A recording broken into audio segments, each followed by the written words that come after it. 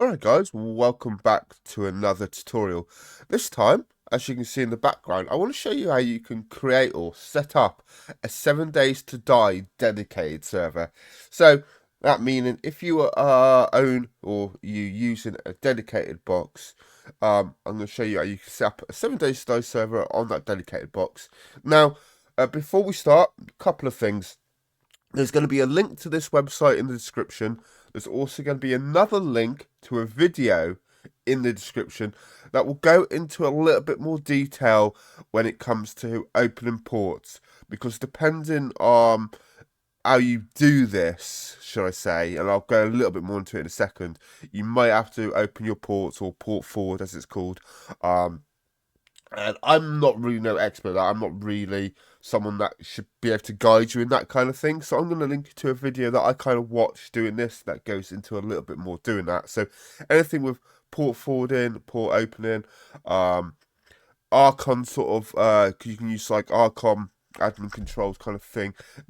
The second link, which will be the video link, will go a little bit more into depth or a little bit more into detail with that. So anything like I don't show you will be probably in that other link. Right. Now, I want to try and do this as simple as I possibly can for you. Also, this is for a dedicated server, but the same process or the same principle does apply if you want to run this off your own computer and off your own internet. But the chances are, if you are doing this off your own internet and off your own computer, you will need to probably open your ports. So you basically need to go into your router settings and open the ports. Now the ports you need, and again it will show it in the video that I link you. They are on this site here somewhere. I think they're near the bottom. To be fair, yeah, it's all down here. Firewall ports. It explains kind of what you got to do on this website anyway. So it is down there. Right. Now, dedicated boxes too, you may have to open your ports. Some dedicated providers have their ports open, so you don't need to worry about it. And some, you have to open them. Right. Anyway, let's get started. I try not to waste any time, and I want to try and keep this as simple as possible for you. Now, of course, I've already got a server set up, so I'm going to kind of show you the process of what I've done, basically. Right, first thing you want to do is on this website, do make sure your Windows requirement, you've got at least the recommended or the version of Microsoft Visio C Redistribubles 2022. Make sure you've got that. Or newer. If you've got a later one, that's fine. Right, then what you want to do is make sure you've got Steam CMD installed. Now, the chances are, if you've got a dedicated box, you've already got maybe a server like Rust or something that requires Steam CMD. If you haven't already got Steam CMD, basically click on this link here, click where it says Steam CMD. It'll open up. Now, mine opens up in the same web browser, not in a new tab, and it takes you to a site that looks basically exactly the same, but it's not. If you scroll down, there's a bit here where it says downloading Steam CMD. Windows, Linux, I think that's it, the only two versions. Now, click here, download Steam CMD for Windows. Click on this and it will download the zip. Now, this will probably download it into your downloads folder, that's fine. I'll show you what to do in a second, or I'll explain what to do in a second. Right, secondly, create a folder for your Steam CMD. And then we need to extract the contents, okay? So remember them three things. Download it, create a folder, and extract the contents. So I've, of course, already done all three, so I'm going to show you where mine is. Now, for me, mine is on my main C drive. I would suggest put all this. So, I mean, probably Steam CMD doesn't really matter where you put it, but when you come to the 7 days to die sort of stuff, I would probably make sure that's on some sort of SSD or M.2 drive, where you get the best speeds possible.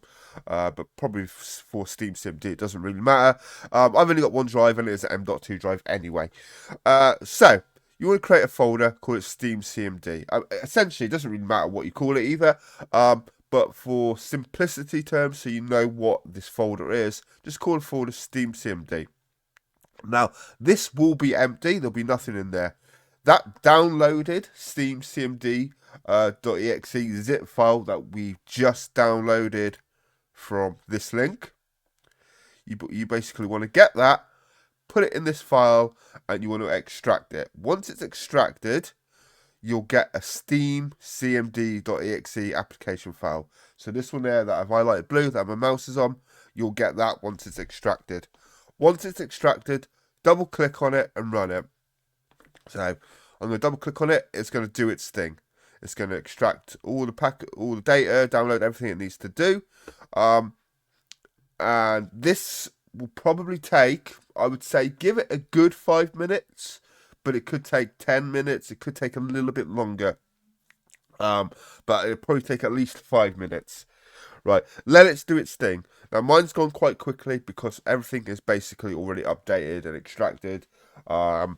So, once it's done its thing, you'll then get in your Steam CMD folder all the Steam CMD files, like you can see there that I've got. Now, you can close this if you want to, or you can keep it open. It doesn't really matter. I would suggest once it's done, just keep it open because you are going to need it. Oh, you are going to need it in a second. So we're just going to put that there. Right, now back to your web browser to this site. Now I can just click the back arrow and it's going to take me back to the 7 days to die dedicated server wiki site. So go back to this site. That is again linked in the description. Now what we need to do, we basically need to create a folder for our 7 days to die file, and we need to use that Steam CMD to extract all the data for it. And again, it does show you here kind of what to do. Right. So let's go ahead and do that. Now, I would suggest it doesn't really matter where you do this or how you do this. I've already got a folder called servers, which is on my C drive. It's right there. And it's there. I just called a file, made a file, 7D, 2D. You know, obviously 7 days to die. Again, name that to whatever you want. You can call it 7 days to die server, just 7 days to die, whatever you want to call it, as long as you know what it is.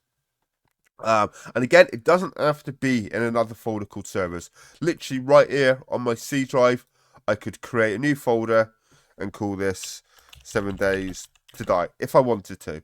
I'm not going to, but essentially that's what you could do if you don't want to put it in another folder. I like all my server stuff together, so it's within my servers folder. The important thing is what you need to do is link in the correct file path. So when we use the Steam CMD to download the files, we're linking the correct file path where to update the files to. So what I'm going to do is in my servers folder, and then in my 7 days to die folder, we're going to go into that. Now again, call this folder whatever you want. And again, it doesn't need to be in a service folder. So hopefully that's clear what you need to do. You essentially just need to create a folder for your 7 days to die. Now, what we need to do in this address bar, I'm just going to click the down arrow. It's going to automatically highlight the file path. So C servers 7D 2D. I'm going to press Control and C, which is going to copy that. Then, back in my Steam CMD, we're going to need to basically go through the procedure of downloading the game files. So again, this folder that you can see in the background will be empty. Now, what we need to do is type in force, and again, it does show you on the website that I've linked or will be linking. But force underscore install underscore directory with a space, and then we'll press Control and V, and it's going to paste in that file path that we just copied, and we're going to push enter. So that is the important part. It's telling Steam CMD where we want to install the file. So it doesn't matter where you've got your 7 days to die folder, as long as you put in the correct file path in there where you've put it. Then what we're going to need to do, we're going to need to log in. Now you can log in with your Steam credentials. Again, it shows you on the website. But we're just going to log in anonymously. So I'm just going to type login space anonymously. I think that's the correct thing. Let me just double check. No, anonymous. I think it's just anonymous. 2 seconds. There we go. Yeah, just log in anonymous. That's fine. It's going to log in, do its thing. Once that's done, now we need to download the files 7 days to die. So it's app_update. No, I can't actually remember the number. So we're going to go back to the website. And again, everything I'm doing, it shows you all here. So so we've already done the app_update. So I'm just going to copy the number, which is 294,420.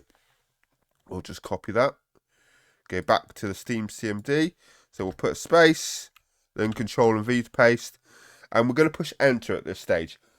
Now, bear in mind, mine won't actually download nothing because my files are already up to date. For you, it's going to download all the 7 days live files. And again, like when we first did the Steam CMD, this could take 5, 10, 15 minutes. This could take a little bit of time, so let it do its thing. And then we're just going to push enter. And as I just said, mine is already up to date, so it's not downloading nothing. For you, it'll go down a big list, and it'll be downloading all the files that it needs to do. Once it's done its thing, you can just close out the window. Oh, you can just close out of there. That is now fine. Right, now, we essentially, well, you won't be, but we're essentially done with this website. The only thing left now on this website is all the server settings, and it goes over what each thing does. You know, you can set your server name, password, the region, language, and all that kind of thing.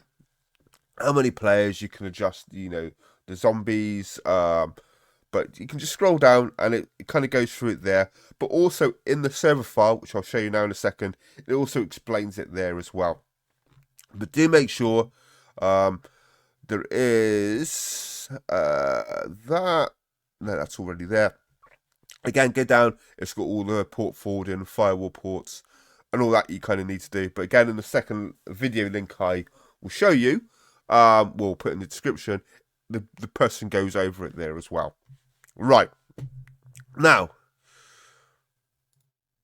go back into, you might need to, if nothing shows, just go back like a file path and then go back into your folder, and then you'll have all your 7 days to die mission files and all the general files and folders for 7 days to die. If you don't, make sure you have chose the correct file path when we did that force install directory. Now, to start your server, you can basically click or double click start dedicated .bat, but we're going to need to config the server. We're going to want to edit it to our liking, so that is done in a server config.xml. Now, I'm not going to open this one up exactly because it has all my passwords and stuff on, so instead I'm going to go to my Notepad++, which I've got open, and we're going to take a default, or kind of default, it's my one, but kind of removed all the important stuff. And we're just going to quickly go over this with you. Now, I don't know what everything does, but I'm just going to go over with you the basic things that you probably will need to do or want to do. Okay, so server name, for example, in the value section, so where it says value equals, you've got the 2 quotation marks. In between them quotation marks, you would put your server name. Now, I just put server name, but of course, whatever server name that you want to have, that you would put there. Right. Again, you can do a description. So this could be, for me, I run mods. So mine would be basically modded 7 days to die server. For example, if you got a website URL, you could put that in this one. I'm not going to bother deleting everything I type in. There's no need. You could also do a server password in there. So password here. No, I spelled it wrong, but you can kind of see what I mean, I guess. Right. Now, server login confirmation text. I guess I've never actually really seen nothing, but I guess you could put text there to say you've logged into the server. I've never really used that, so I'm not really going to go over that one. But again, I guess you can mess with this if you want to. Right, sorry. Right, region is your region. So for me, it's Europe. And then, but again, you know, you can do North America East, North America West, Central America, etc., etc. You know, Europe, Russia, Asia, all the kind of regions there. Right, now English. So it's English for me. Use any language name that you would use as expect to search for. Should be English of the name language. So example, not Deutsch, but German. Okay, so if it's, yeah, I guess Russia, you'd put Russia, I guess. So if you're German, yeah, don't use Dutch. Right. Anyway, let's scroll down. Kind of all this. Oh, server visibility you can change. So I think default is 2, which means it is visible to the public. 1, it's only visible to your friends, and 0 is not listed. Scroll down. Server max players, you can adjust the players. Now, 7 Days to Die isn't intended to be like something like Rust, Daisy, where you've got hundreds, or not hundreds, but you know what I mean, 30 plus, 50 plus, 100 players, that kind of thing. It's designed, I think, to be like around 8. So you probably don't want too many. But again, it's up to you. You know, you got reserve slots or your admin slots, so you can mess around with. Now, something which I'm not going to go into, but it will go into in the video, is the web dashboard. By default, this is false, but you can set it true, and you can basically have go onto your web browser, type in the link for it, the address, and again, it does show you. Might show you on the website. If not, it says it in the video anyway. Oh, it's there. So you type in, well, it's 8080 is the port, and then I think like the address. I was going to try and show you, but either way, it should be on the website. If not, it will show you in the video. But it's like a little web browser, like, I guess, kind of control panel kind of thing, which shows you your settings, your mods. But I don't believe you can actually really change anything on there. I've never really used it, but yeah. So that's that. Teleport. So that was, yeah, that's the web dashboard. Like Telenet enabled. This is like the Archon tool. And then the web address will be the same as the web dashboard, but the port for this is 8081. So this is like your Archon thing. And again, the video I link will show you kind of what this does and how to get onto that. Right. I think. Oh, next thing, EAC enabled. So by default, it's true. You want to put this. If you're not running mods, leave this on true. If you're running mods, put this on false. I think pretty much every mod, at least every mod I've seen, you need to have EAC disabled. Otherwise, your mods won't work, or your server probably won't work. So put that to false if you're running mods. Right. Next thing, so I don't know what a lot of this does, but you can have a gander at it and mess around. Right, game world. So in the value box, we're using the Navsgain world. And again, in the green text here underneath, you can kind of see all the different type of worlds. So if we wanted, say, this pre-gen 06K2, we could copy that and we could put that in there where I got Navsgain. Right, again, world size. You can either do, I think, so 2 examples there. So 6144 or 10 240. Oh, there's all different world sizes there. We're just going to keep that on the 6144, but you can choose the world size and then the game name. So this is like the save name. Now, if you want to wipe your server, you basically need to change the name on here and create a new save, and that will give you a new world where you start fresh again. And then apart from that, down below is all your settings, so you can choose your game difficulty, like things like player damage, block damage, all this kind of thing you can look around and mess around with. Build create, by the way, this is the creative mode, so this is basically allows you to go in like as admin and spawn everything that's in the game via the creative mode. So if you want that, put that on. But bear in mind, if you put this on and you're having a server for the public, other people can join, they will have it too. So unless this is just for you and your friends or just for you, you probably want to keep this as false. Right. Apart from that, yeah, just look at the rest of the settings and change what you need. I think that's it. Once you're done, make sure you click File, Save, or just the floppy disk thing there and click Save. Right, that's it. So I'm not going to save that because that's not my one. Once you've done that, that is good. Now, I've shown you before, I've made a video on how you can install mods, and it's the same principle doing it this way. You've got a mods folder, you basically put your mods in there and extract your mods if you want to put mods on. Right, that's it. Once you've done, you would just double click on start dedicated.bat, and let me just do that for you now. So you can see it opens up a little window. I'm going to wait like 15 seconds. Another window will pop up. There we go. And this is our server starting. So this is our server console. Now, any red text, if you see anything red, that's kind of bad. So it could mean that there's a mod not working or something's not working. So just be aware. Yellow is kind of a warning, but it's still okay.